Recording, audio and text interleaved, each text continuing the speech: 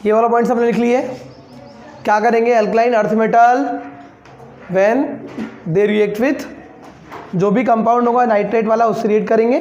जैसे कि nitric acid से रिएक्ट कर लिया था और हाइड्रोजन गैस रिलीज हो गई थी, तो क्या बनाएंगे बताइए? Nitrates of alkaline earth. Examples beryllium nitrate, magnesium nitrate, calcium nitrate, strontium nitrate और बेरियम नाइट्रेट। फिर क्या पढ़ा हम? नेक्स्ट पॉइंट क्या है? Order of stability. क्लियर है? अच्छा, इसको आप सेंटेंस लिख लोगे ना कि what alkaline earth metal forms MnO3, है ना, bracket 2 whole twice type of nitrates. Second example लिख लोगे। फिर क्या second point? Their order of stability increases from top to bottom, beryllium से लेकर बेरियम तक के, है ना। ये जो जितने भी आप ऑर्डर पढ़ रहे हो बेटा, बहुत ध्यान से पढ़ना, आपकी एग्जाम में भी आएंगे और कंपटीशन में भी आते हैं, ध्यान रखिएगा, ठीक है। वहाँ कई बार मैं आपको बताया था कि हाईएस्ट पूछ लेता है, लोएस्ट पूछ लेता है, इंक्रीजिंग क्या होगा, डिक्रीजिंग ऑर्डर होगा, ऐसा होगा तो फिर क्यों होगा। कई बार रीज़न भी पूछ लेता है। रीज़न आपने पढ़ चुके हो, क्या पढ़े रीज़न आपने ना? एटॉमिक नंबर ऑफ ऑर्बिट बढ़ते हैं तो एटॉमिक साइज बढ़ता है, एटॉमिक साइज बढ़ने से तो इजीली इलेक्ट्रॉन डोनेट कर देंगे, इजीली बॉन्ड बना लेंगे, इजीली बॉन्ड बना लेंगे तो उनकी स्टेबिलिटी ज़्यादा हो जाएगी। Important note. अब है इसकी कंपैरेटिव स्टडी करना है हमको अल्कली मेटल और अल्कलाइन अर्थ मेटल में, है ना। इस सब की स्टडी कर सकते हो आप, कंपेरेटिव नाइट्रेट्स की, हाइड्राइड्स की, हैलाइड की, सबकी स्टडी कर सकते हो। फिलहाल में हम इनके नाइट्रेट्स की स्टडी कर रहे हैं। किसके? इन दोनों में अगर हम बात करेंगे इनके नाइट्रेट्स की, इसका नाइट्रेट होगा MnO3 टाइप का और इसका क्या है? MnO3।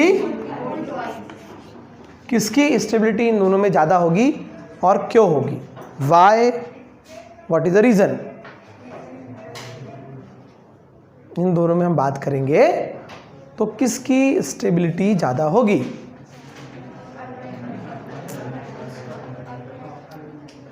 अच्छा छोड़ो उसको। बेरिलियम सब में कॉमन क्या है? नाइट्रेट है। इसमें सबसे ज़्यादा स्टेबिलिटी किसकी है? तो इसको हमारे यहाँ से क्या समझ में आया? जिसका एटॉमिक साइज ज़्यादा है उसकी स्टेबिलिटी भी ज़्यादा है। So simple. अब बताओ अल्कली मेटल और अल्कलाइन अर्थ मेटल में एटॉमिक साइज के बारे में बताओ। ये लेफ्ट टू राइट जाना पड़ रहा है पीरियोडिक टेबल में, और लेफ्ट टू राइट जाने पर नंबर ऑफ ऑर्बिट कांस्टेंट रहते हैं, ठीक है। और न्यूक्लियस के ऊपर चार्ज बढ़ते जाता है, एटॉमिक नंबर बढ़ते जाता है, तो क्या होता है उससे? Atomic size. तो एटॉमिक साइज कम तो आईपी, अरे आईपी ज़्यादा, ऐसा नो, ठीक। तो एटॉमिक साइज कम होगा, एटॉमिक साइज कम होगा तो लेफ्ट राइट जाने पे एटॉमिक साइज क्या होता है? कम। तो स्टेबिलिटी भी क्या होगी? कम होगी। इसलिए किसकी स्टेबिलिटी कम होगी? ठीक। तो याद रखिएगा, कई बार आपसे पूछ सकता है कि why, what is the relation of stability, है ना। किसका स्टेबिलिटी ज़्यादा होगी और किसकी स्टेबिलिटी कम होगी? तो किसकी स्टेबिलिटी ज़्यादा होगी? अल्कली मेटल्स के नाइट्रेट की स्टेबिलिटी अल्कलाइन अर्थ मेटल के नाइट्रेट से ज़्यादा होती है। तो रीज़न क्या लिखोगे? बिकॉज एटॉमिक साइज ऑफ, बोलो आगे, बिकॉज एटॉमिक साइज ऑफ, ठीक है, alkaline earth metal is more. कहाँ से मोर आ गए रे? हैं सामने बैठ के कितने दिन से बता रहा हूँ। क्या होता है? रीजन क्या लिखोगे? Because atomic size of alkaline earth metal is less than, हाँ ठीक है, और एटॉमिक साइज कम होगा तो क्लियर है। इजीली बॉन्ड बना पाएंगे क्या? बताओ मुझे। एटॉमिक साइज के कम होने से क्या होगा? आईपी ज़्यादा। आईपी ज़्यादा मतलब ज़्यादा एनर्जी लगेगी इलेक्ट्रॉन निकालने से, ज़्यादा एनर्जी लगेगी तो इजीली बॉन्ड बना पाएगा क्या? वो नहीं बना पाएगा, तो उसकी स्टेबिलिटी भी। एनर्जी और स्टेबिलिटी में क्या रिलेशन होता है?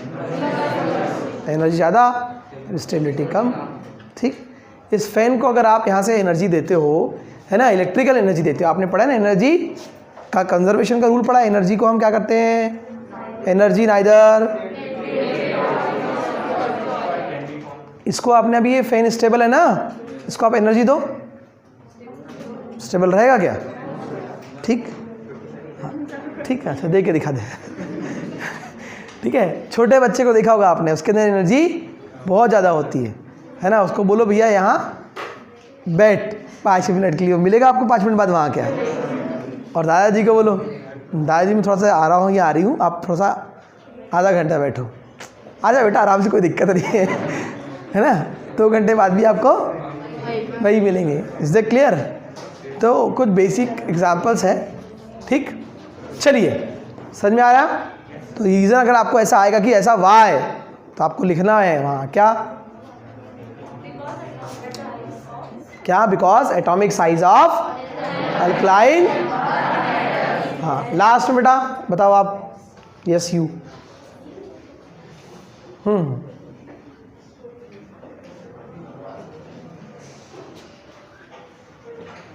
क्या बताया मैंने, बता दे रहा अभी। टॉप टू बॉटम जा ही रहे हैं यहाँ पर, टॉप टू की बात खत्म हो गई।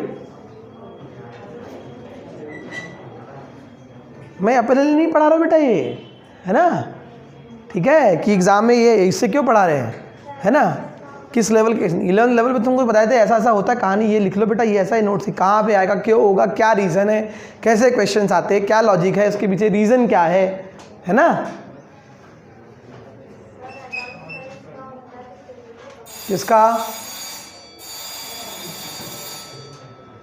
किसका एटॉमिक साइज कम हो जाता है,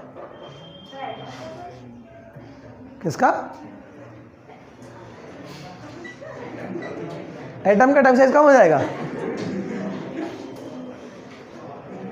कुछ भी है ना, एटम का एटॉमिक साइज कम होगा किसके, क्या लिखा एग्जाम में, because on moving left to right atomic size of alkali earth metal decreases, therefore their IP will be increases and the relation between atomic size and stability is directly proportional. Atomic size कम होगा, stability कम हो जाएगी। Clear है, yes और no? ठीक, तो आपको हर एक चीज़ जो है वो आपको समझना है, लिखना है, और रीज़न आपके एग्ज़ाम में आएगा तो आपको बनना चाहिए। क्लियर है? ठीक, रीज़न आपने अभी तक पढ़ा है 10 लेवल पे केमिस्ट्री में कि ऐसा होता है,